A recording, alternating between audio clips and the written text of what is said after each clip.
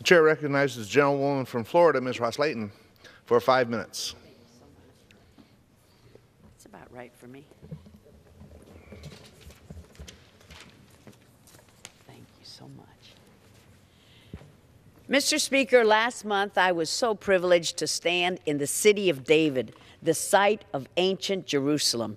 Just a few feet from the Western Wall, the city of David is the place where Jerusalem began. It is a place I've regularly visited over the past few years, joined by my fellow members of Congress, Republicans and Democrats alike. I can think of no better place than the city of David to express that the United States knows what the Jewish people have known for 3,000 years, that Jerusalem is the historic capital of Israel. This reality was reinforced when the United States correctly relocated our embassy to Jerusalem earlier this year, and I call upon more countries to do the same. The historic bond is evidenced by the incredible discoveries that are being unearthed in the archaeological excavation throughout the city of David. These excavations affirm the millennia-old connection of the Jewish people to Jerusalem, not as a matter of faith, but as a matter of historical fact, despite UNESCO's ongoing shameful efforts to declare otherwise.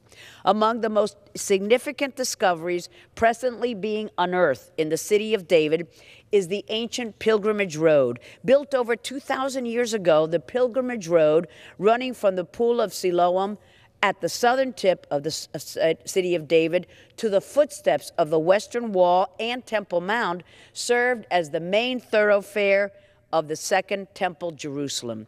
Millions of people joined together to ascend to the temple during the festivals of Passover, Pentecost, and Tabernacles. Both the pilgrimage road and the Pool of Siloam have deep significance to Jews and Christians alike. It holds profound meaning to countless millions of Americans. Antiquities discovered along the pilgrimage road tell the story of both the vibrant culture of the Second Temple period Jerusalem and the devastating destruction of Jerusalem at the hands of the Romans, which ended tragically in the year 70 Common Era. In the future, visitors of all faiths and backgrounds will be able to walk this route of their ancestors upon the very flagstones as their ancestors did 2,000 years ago. In the Givati parking lot excavation, another active excavation in the city of David, 10 layers of ancient Jerusalem civilization dating back some 2,700 years have been uncovered. The layers include Jewish, Greek, Roman, Byzantine, Persian, Muslim, Crusader, and Ottoman, so that each visitor to the city of David can truly say, I also have a connection to Jerusalem.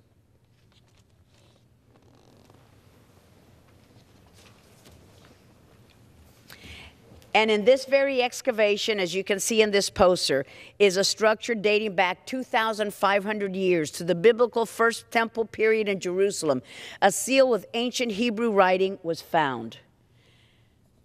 I had a replica of that seal in my office, which was presented to me in a meeting I had with Zev Orenstein, a representative from the city of David, together with my colleague, Congressman Eliot Engel.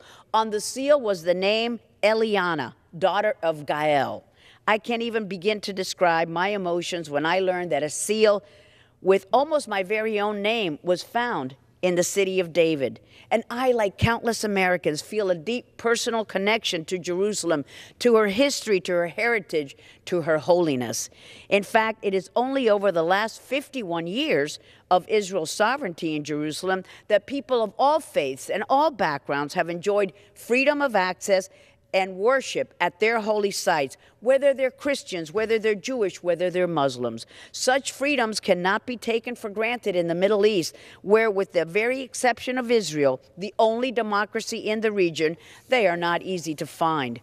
During my nearly 3 decades that I've had the honor of serving this wonderful institution, support for Jerusalem as the capital of the Jewish state of Israel has been bipartisan. And I call on my colleagues from both sides of the aisle in the coming Congress to ensure that that never changes, to ensure that the historic bond between the Jewish people and Jerusalem remains undeniable.